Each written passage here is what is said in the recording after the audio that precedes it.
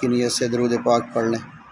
اللہم صلی علی محمد وعلی آل محمد وعلی آل محمد کما صلیت علی ابراہیم وعلی آل ابراہیم انک حمید مجید۔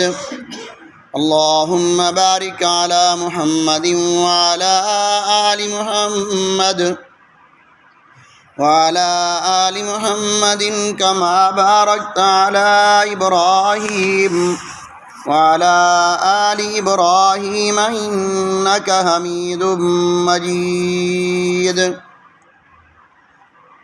رب زدني علما ورب زدني علما، رب اشرح لي صدري ويسر لي أمري واحلل عقدۃ من لسانی یفقہوا قولی۔ میرے انتہائی واجب الاحترام بزرگوں اور دوستوں، مسلمان بھائیوں، آپ حضرات کے سامنے قرآن پاک کی ایک آیات مبارکہ ذخیرہ احادیث میں سے ایک حدیث آپ حضرات کے سامنے تلاوت کی۔ دعا فرمائیں اللہ رب لم یزل ہم سب کو حق سننے سنانے کے بعد اللہ عمل کرنے کی توفیق عطا فرمائیں۔ محترم سامعین، رمضان المبارک کا مہینہ ہم سے جدا ہو چکا۔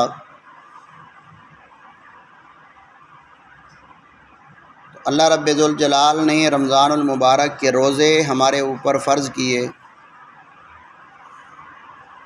اور جس طرح اللہ نے روزے فرض کیے اسی طرح نمازیں فرض کیں، اسی طرح ہمارے اوپر زکوٰۃ فرض کی، حج فرض کیا۔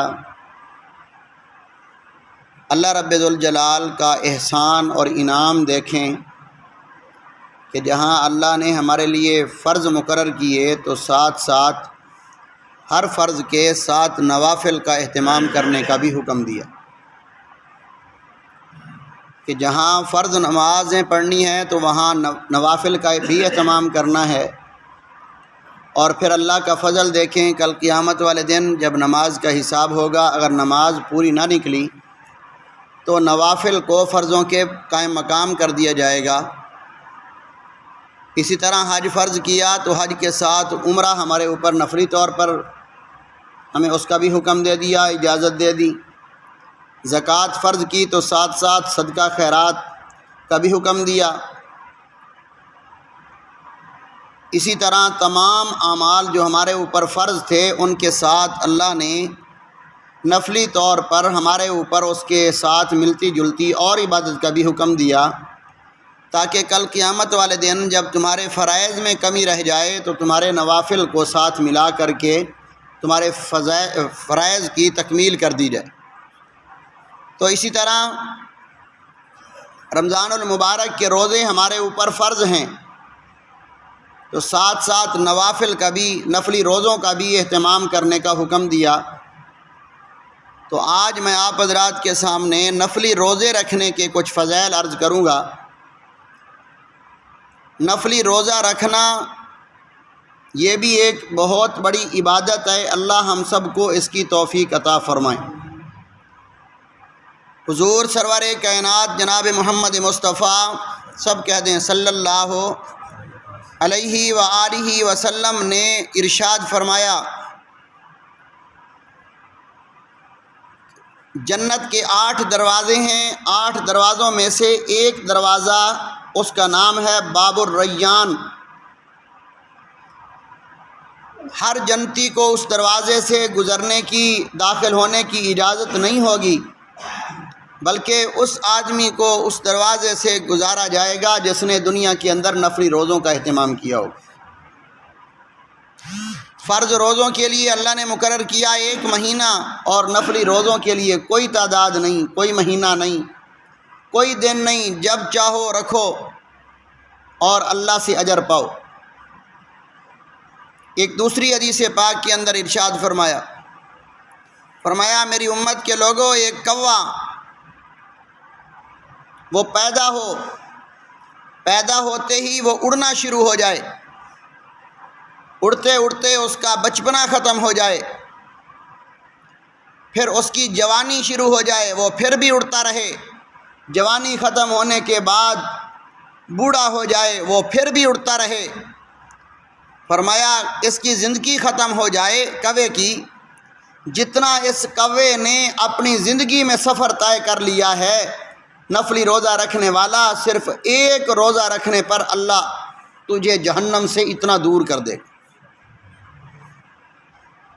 جہنم بہت بڑا عذاب خانہ ہے، بہت بڑا قید خانہ ہے،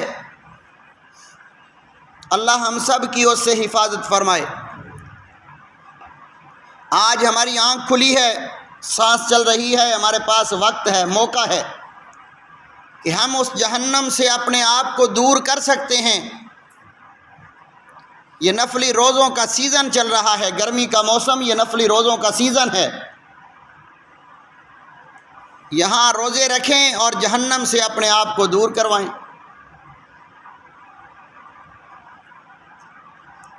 اور حدیث پاک کے اندر ارشاد فرمایا، حضور سرور کائنات جناب محمد مصطفیٰ صلی اللہ تعالی علیہ وآلہ وسلم نے فرمایا، میری امت کے لوگوں، دنیا کے اندر رہتے ہوئے نفلی روزوں کا اہتمام کر لینا۔ فرمایا جب کل قیامت والے دن لوگوں کو قبروں سے کھڑا کیا جائے گا، لوگ اپنی اپنی قبروں سے اٹھیں گے، خوش نصیب روزہ دار جب یہ اپنی قبر سے اٹھے گا، اس کے منہ سے اتنی خوشبو آ رہی ہوگی، ہر ملنے والا پہچان جائے گا کہ دنیا کے اندر یہ نفلی روزہ رکھنے والا۔ فرمایا اس کے بعد یہ روزہ رکھنے والا انسان اللہ رب ذوالجلال کی دربار میں عدالت میں پہنچے گا، سورج سر کے برابر آ چکا ہوگا، پروردگار عالم اعلان فرمائیں گے، فرمایا روزہ رکھنے والے لوگوں، آج تمہیں سورج کی گرمی تپش نہیں دے گی، آج تمہیں سورج نقصان نہیں دے گا، کیوں؟ اس لیے کہ میں خدا نے تمہارے لیے اپنی رحمت کا سایہ مقرر کر دیا ہے، تم لوگ میرے رحمت کے سائے کے نیچے آ جاؤ۔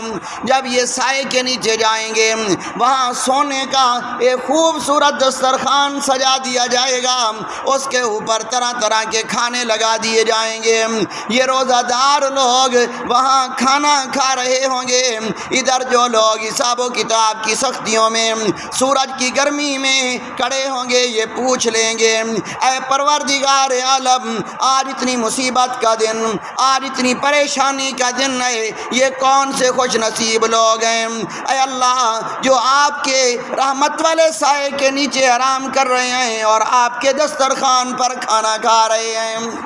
اللہ اکبر، ان کو کوئی انسان جواب نہیں دے گا، ان کو کوئی فرشتہ جواب نہیں دے گا، ان کو جواب دینے والا خود پروردگار عالم ہوگا، ان کو جواب دیا جائے گا۔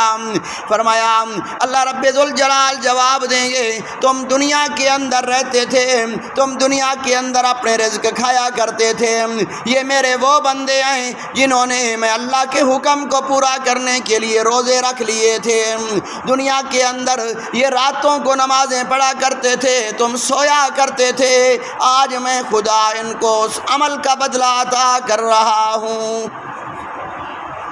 فرمایا یہ ان لوگوں کو انعام ملے گا جو اس دنیا کے اندر روزے رکھ کر کے وقت گزارتے ہیں۔ روزہ رکھنا میرا اور آپ کا کام کل قیامت والے دن کی ذلت سے، رسوائی سے، گرمی سے بچا لینا اللہ رب ذوالجلال کا کام ہے۔ حجاج بن یوسف سفر کر رہا ہے مکہ مکرمہ کا، پتھریلی زمین آ گئی، گرمی شدید ہے، دوپہر کا وقت ہے، حجاج بن یوسف نے اعلان کر دیا اپنے قافلے والوں کو یہاں خیمے لگا لو، دوپہر کا وقت ہے، گرمی شدید ہے، آرام کر لو۔ کچھ لوگوں کے ذمے لگا دیا تم کھانا تیار کر لو۔ کھانا تیار ہو گیا، حجاج بن یوسف وقت کا حکمران ہے، کھانا تیار ہے، دسترخوان سج گیا۔ حجاج بن یوسف نے کہا کسی کو کھانا کھانے کی اجازت نہیں ہے، پہلے ادھر سے تلاش کرو، اس راستے میں کوئی مسافر ہو، کوئی اجنبی آدمی ہو، اس کو بلا کر کے لاؤ، ہمارے دسترخوان پر جب تک مہمان کھانا نہیں کھائے گا ہم لوگ بھی کھانا نہیں کھائیں گے۔ لوگ ادھر ادھر نکل گئے۔ ایک بکری چرانے والا آدمی کو دیکھا، دوپہر کا وقت ہے، وہ بھی ایک درخت کے سائے کے نیچے آرام کر رہا ہے، اس کی بکریاں بھی ساتھ بیٹھی ہیں۔ اس آدمی کو اٹھا کر کے لایا گیا حجاج بن یوسف کی دربار میں۔ حجاج بن یوسف نے کہا دیکھ میں بادشاہ ہوں، میں وقت کا حکمران ہوں، یہ میرا دسترخوان لگا ہوا ہے، جلدی کر تو ہاتھ دھو لے، ہاتھ دھونے کے بعد تو ادھر آ جا، یہاں بیٹھ کے ہمارے ساتھ کھانا کھا لے۔ توجہ کرنا میرے دوستو، ہے بکری چرانے والا ان پڑھ دیہاتی آدمی، لیکن اس نے بادشاہ کو حیران کر دیا۔ وہ بکری چرانے والا آدمی کہتا ہے اے بادشاہ سلامت، یہ آپ کا کھانا اللہ آپ کو نصیب کرے، اس کے اندر اللہ برکتیں عطا فرمائے، اللہ آپ کو اور زیادہ عطا کرے۔ آپ کی دعوت سے پہلے ایک کریم کی دعوت میں قبول کر چکا ہوں، اس لیے میں آپ کے دسترخوان پر کھانا کھانے کے لیے تیار نہیں۔ بادشاہ حیران ہوا، اس نے کہا میں وقت کا حکمران، میں بادشاہ،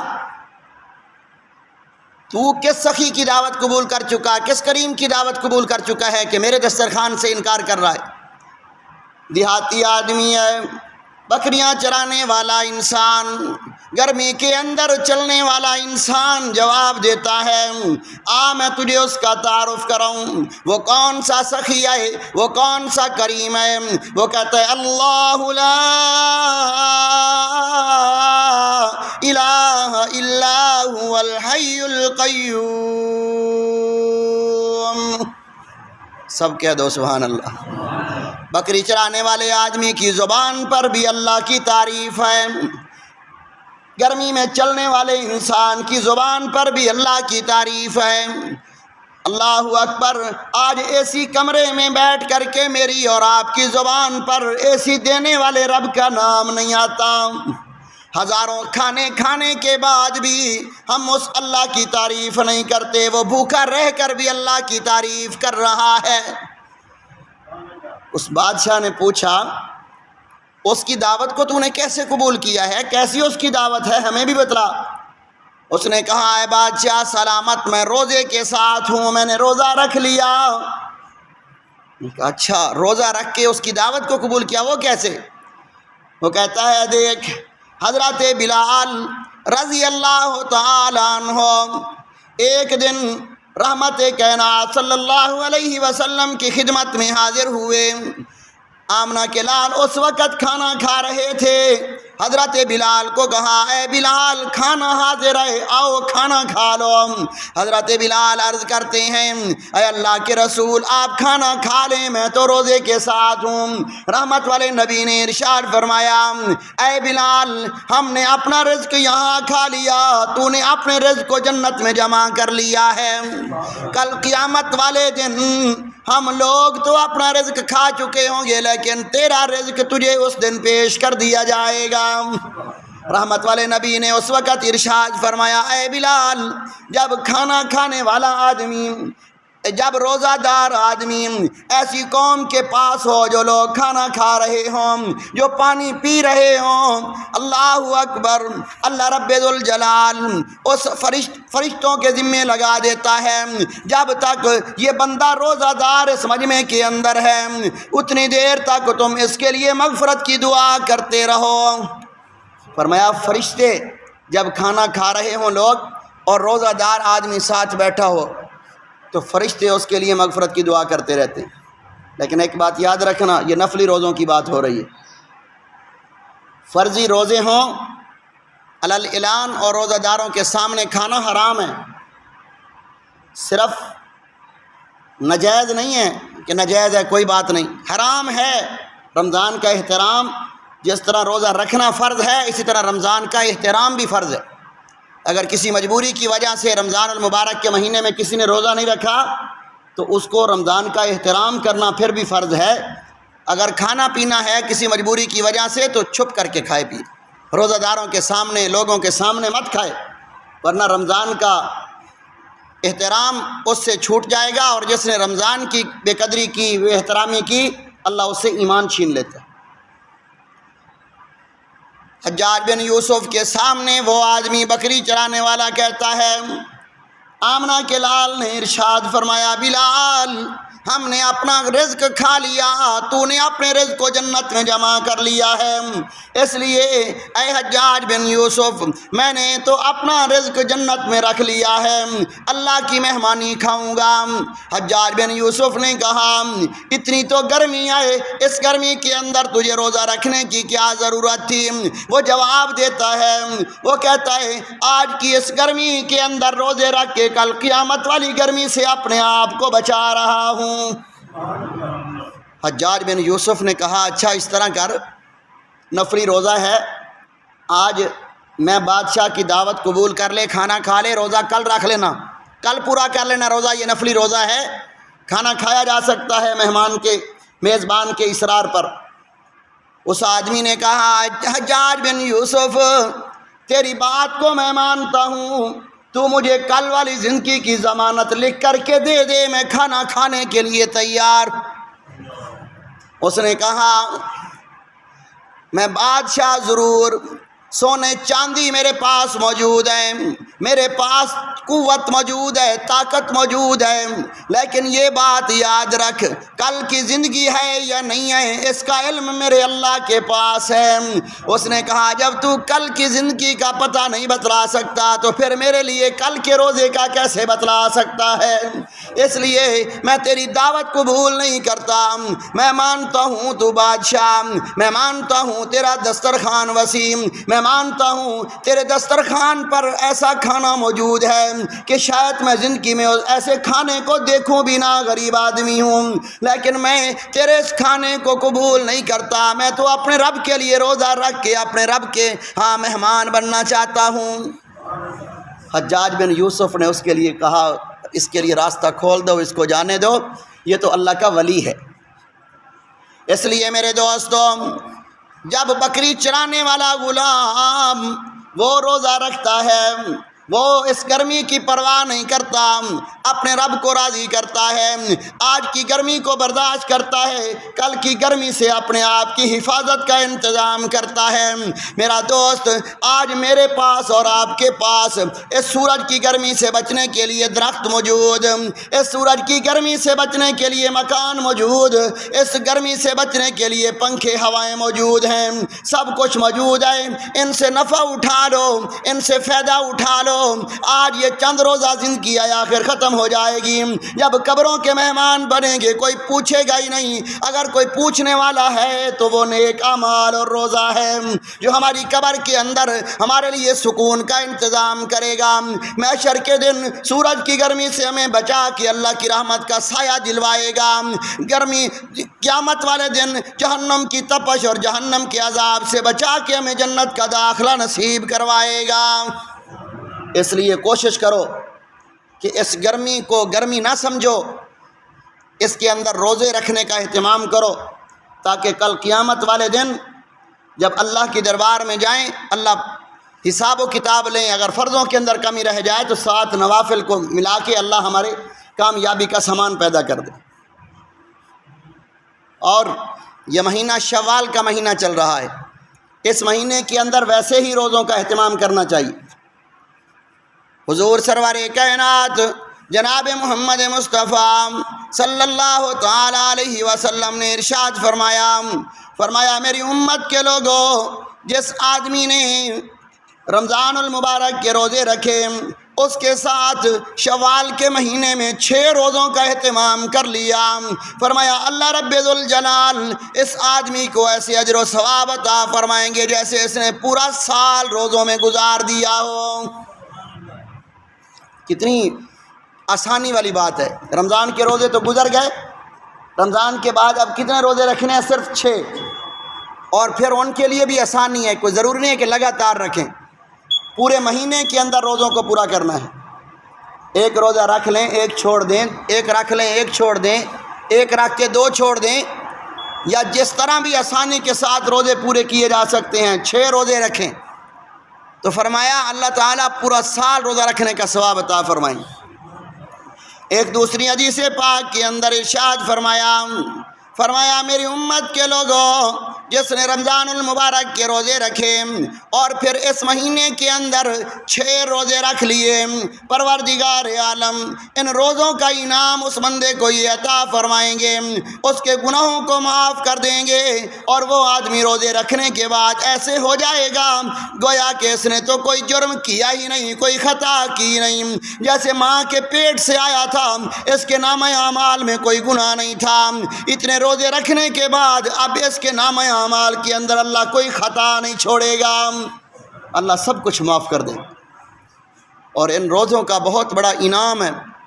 حضرت سفیان ثوری رحمۃ اللہ علیہ فرماتے ہیں کہ میں مکہ مکرمہ میں رہتا تھا، دوپہر کا وقت ایک نوجوان لڑکا آتا اور وہ آ کے بیت اللہ کا طواف کرتا، پھر 2 رکعت نماز نفل پڑھتا، پھر وہ میرے ساتھ مصافحہ کرتا اور چلا جاتا۔ کہتا ہے کافی عرصہ میں نے اس کا یہ معمول دیکھا، ایک دن ایسا ہوا کہ وہ نہ آیا، میں نے لوگوں سے پوچھا کہ وہ نوجوان آتا تھا آیا نہیں، لوگوں نے بتلایا وہ بیمار ہو گئے۔ میں نے کہا بیمار ہو گیا تو اس کی تیمارداری کرتے ہیں۔ حضرت سفیان ثوری رحمۃ اللہ علیہ کہتے ہیں میں اس کے مکان پر پہنچا اس کی تیمارداری کرنے کے لیے، میں نے دیکھا کہ بہت بیمار ہے۔ میں نے جب اس کو سلام کیا اس نے مجھے پہچان لیا، پہچاننے کے بعد اس نے کہا اے چاچو جان، جب میری روح پرواز ہو جائے، میں اس دنیا فانی سے چلا جاؤں، مجھے اکیلا اور تنہا نہ چھوڑنا، مجھے اپنے ہاتھوں سے تم نے غسل دینا ہے، میری نماز جنازہ تم نے پڑھانی ہے، اور اس کے بعد مجھے قبر کے اندر بھی تم نے اپنے ہاتھوں سے سلانا ہے۔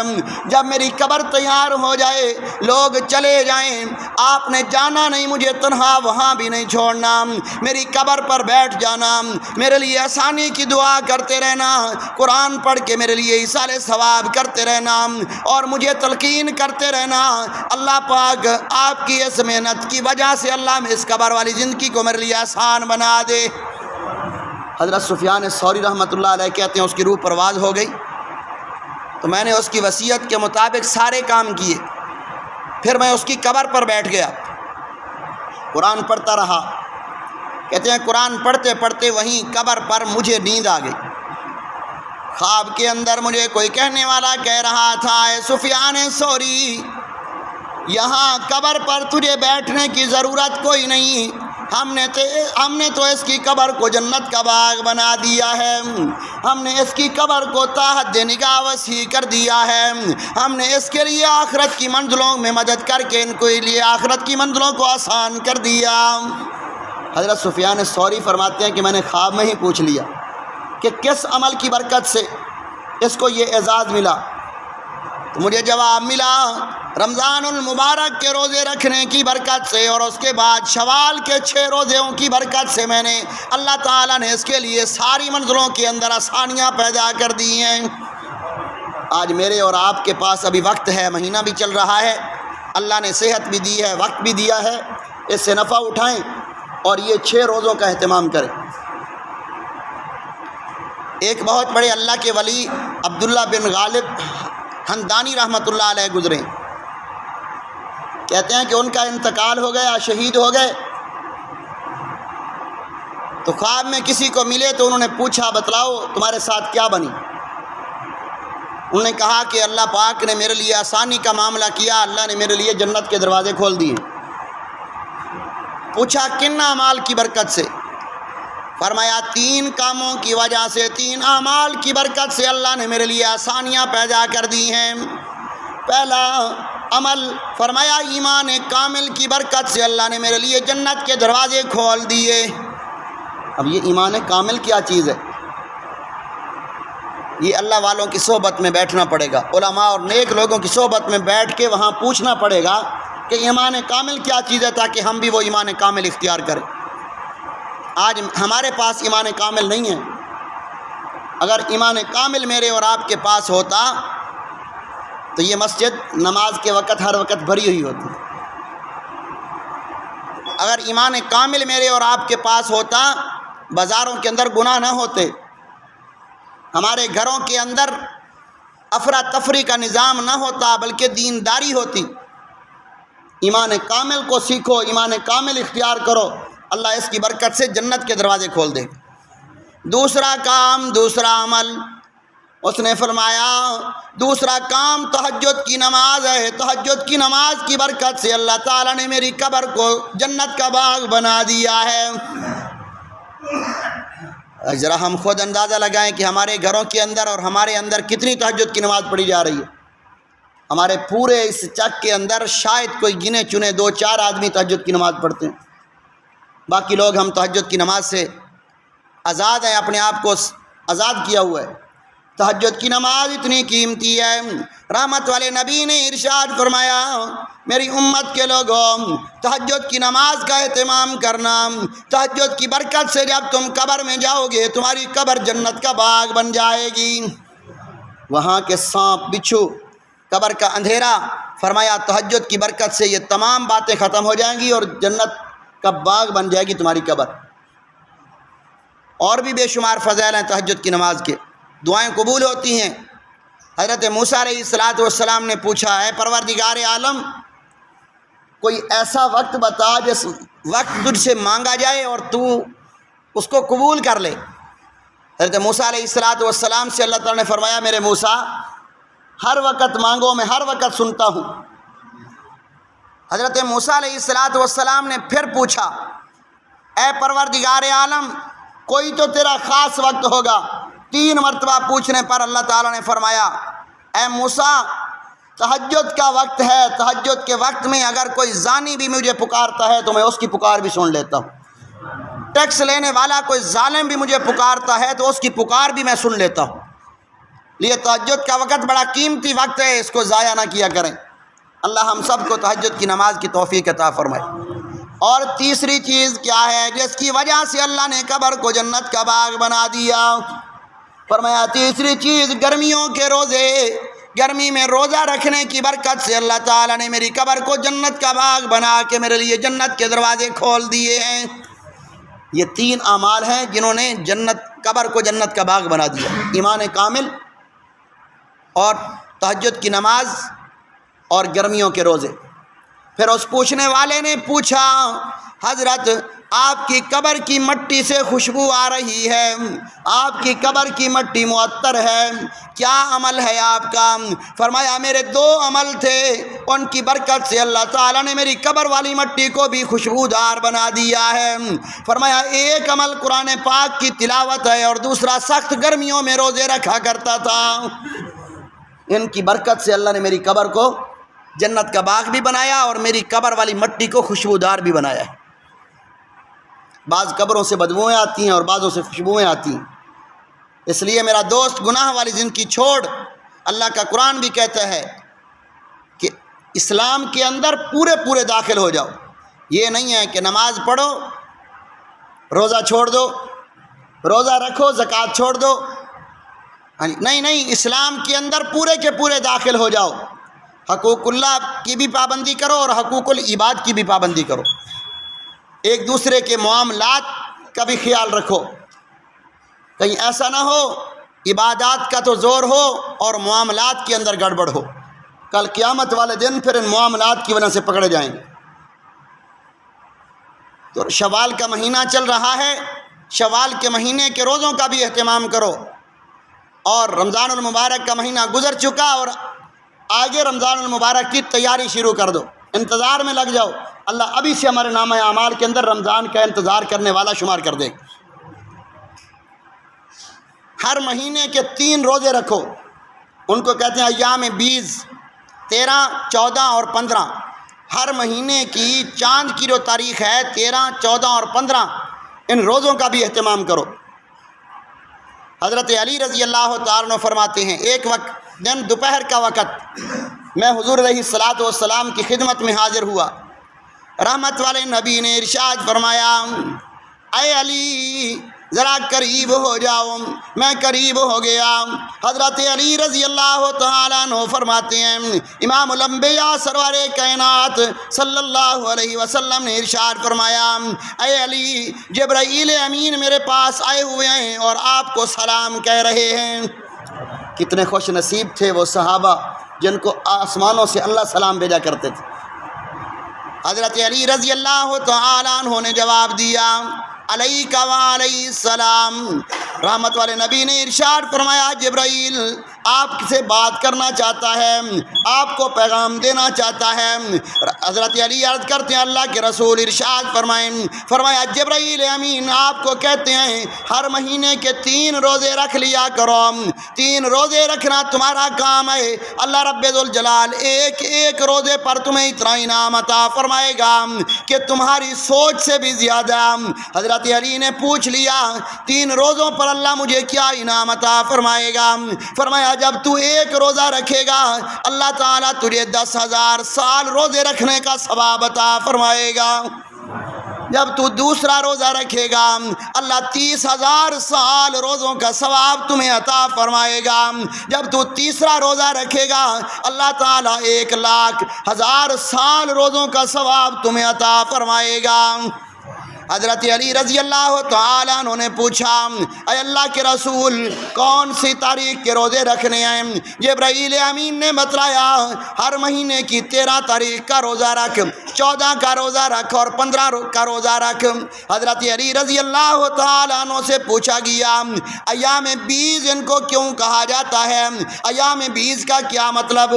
حضرت علی رضی اللہ تعالیٰ عنہ نے جواب دیا فرمایا 20 کا معنی ہوتا ہے سفید راتیں ہیں، یہ سفید دن ہیں، اس وجہ سے ان کو ایام 20 کہا جاتا ہے۔